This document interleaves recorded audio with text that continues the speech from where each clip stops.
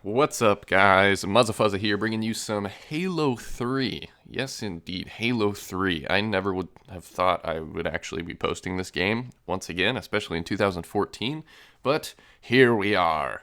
And Halo 3, man, Halo 3 runs in my veins. I've been playing Halo 3 since it came out. I was a huge fan of the Halo series early in the Xbox, the original Xbox days. With Halo 1, 2, and 3. And when Halo 3 came out, that's when I really got into multiplayer, and I would go over to friends' houses after school, like during middle school and high school, and we would just play Halo 3 till our little fingers bled and got blisters and exploded. And okay, maybe not really. Maybe I'm lying.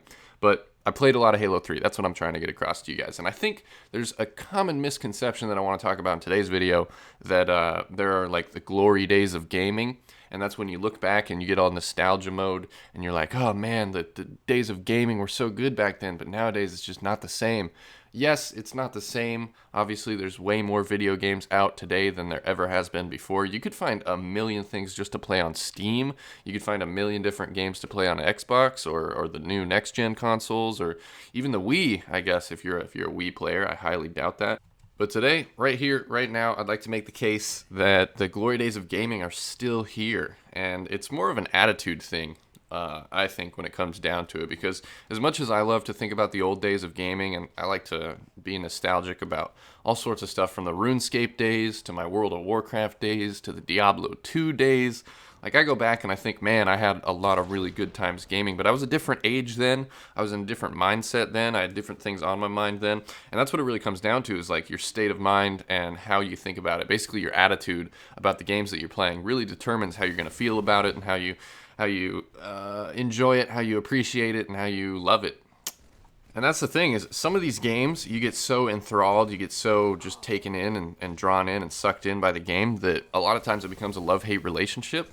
And you kind of have to like maintain a balance of, do I really like this game, or am I just playing this game to waste my time and keep playing this game? And that's what a lot of Call of Duty players end up doing, is they'll start playing the new Call of Duty or whatever Call of Duty game, and they'll play it so much that eventually they forget why they're even playing it, and they're just either, trying to get gameplays, or trying to get clips, or trying to level up and hit max prestige, or whatever, get the gold guns, get all the headshots, get all the camos, and in going after those goals and taking themselves too seriously and taking the game too seriously, they end up losing the actual fun element, the entertainment element of the game in the first place. Whoa, what just happened? Something on my computer just exploded. I'm dead. I'm dying. Help me, base god. Help me, Oprah. Help me, Tom Cruise.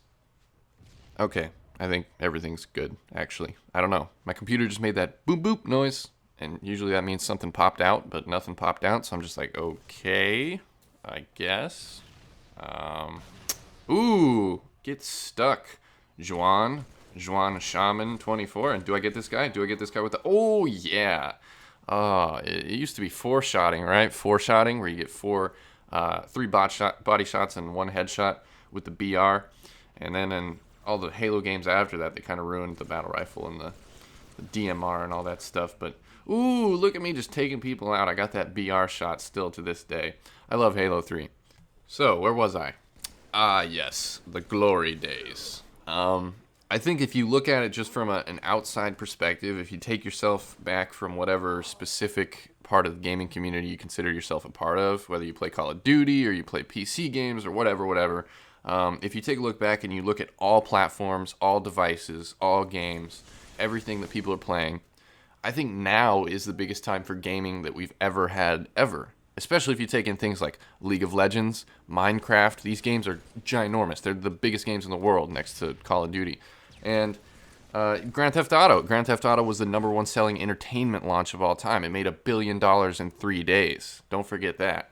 So all these video games, competitive or not, just for fun or not, it doesn't matter. Like, this is the time for gaming. And gaming is bigger than... It's a bigger industry anyways. It makes more money.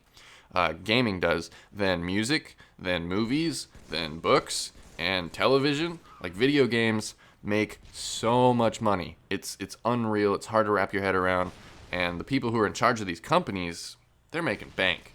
Another thing that's really cool about today's gaming, rather than gaming like 5 or 10 years ago, is now we have things like community managers. We have websites that you can go to where you can report glitches or hackers or bugs or whatever, and you can give your 2 cents on whatever problems you're having or whatever issues you might be facing on the game you're playing to somebody that will be getting paid to respond to you, and they'll try to actually take care and manage the community.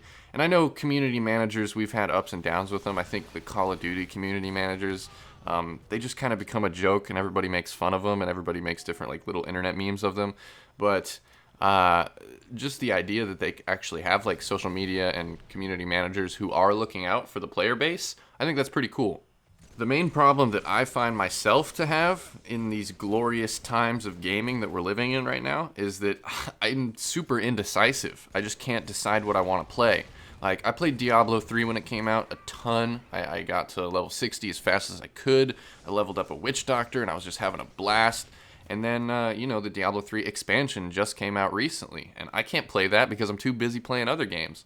And I think that's a problem that a lot of us face is, like, you have to choose wisely. You have to choose what game you're going to dedicate your time to, because we all only have 24 hours in a day, 7 days a week, and we've got other responsibilities and other stuff we have to take care of, too, regarding, like, family and friends and work and school.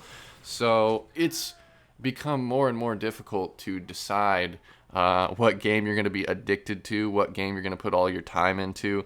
And for a hardcore gamer like myself, and somebody that likes variety, I love variety games. Like, I'll play anything. I'll play an RPG, I'll play a strategy game, I'll play a shooter, I'll play third-person stuff. Like, it doesn't really bother me as long as the game is really good and enjoyable and entertaining. It's just really hard to manage your time and your money when you've got more than 5 games bouncing around in your head that you want to play, and you can't decide which one you want to play the most. And when you've got different friends that are playing on the different games, that makes it even harder. And then you've got to decide, what's more bang for my buck? What am I going to get the most out of in regards to like how much money or time I'm spending on it? Because a $60 AAA title with a bunch of DLC that you also have to pay for is going to drain your wallet and your time a lot more than a free-to-play game with optional microtransactions and optional DLC. So I think that's where we're going to see games going. I think League of Legends really built the model, and even things like Minecraft really like set the way for cheap games, and you can buy stuff in the game if you want to, but it's completely optional. I mean, just look at how successful it is with every game that does that. League of Legends, Hearthstone, Minecraft, like, the way that they set it up is perfect, and I think they end up making more money in the long run that way than if they ended up charging a big amount in the beginning and didn't have microtransactions and DLC. And microtransactions and DLC I've talked about a little bit in other videos, just in regards to the pros and cons, the ups and downs, the positives and negatives of them, but it's not like they're going to go away. If a game company can convince you to buy something that doesn't really exist, if they can convince you to pay for some pixels on a screen, they're going to do it, because if they didn't do it, they would be losing money, and that's how capitalism works, ladies and gentlemen. This is the system that we're running in, and whenever I review a game or talk about games, I try to give you guys, like, from a consumer point of view, most bang for your buck, not trying to get anybody ripped off, not trying to screw anybody over, because I feel like some games have screwed me over, and I don't like that. I hate that feeling when you pay a bunch of money for something and you're just like, man, I probably shouldn't even bought this. So let me know what you guys think about this commentary in the comments below, or on Twitter or Facebook or even Instagram. Check out all my links down below in the description. You guys, I'm being a lot more active on social media, so please keep up with me. Hit me up on my Facebook. Just drop a quick like. It takes 2 seconds. I'm trying to get a bunch more fans on my Facebook page. I'll be posting pictures and all sorts of stuff, videos and stuff over there. I got Instagram, where you can see a whole array of selfies and pictures of stuff around the house at the gamer store. And Twitter is huge, because I love to post stuff on Twitter. It's only 140 characters, so it's short and concise, and I can get stuff across. I can crack jokes. I can talk to you guys directly in a short format, which is awesome. So tweet me something. Tweet me what you think about this video, and follow me on Twitter. And did I miss anything? I don't really have any other social media. There's going to be more and more social media sites popping up soon. I'm sure I'm probably going to have to pick up something new this year. But yeah, that's about it. I hope you guys enjoyed this little video about the glory days of gaming.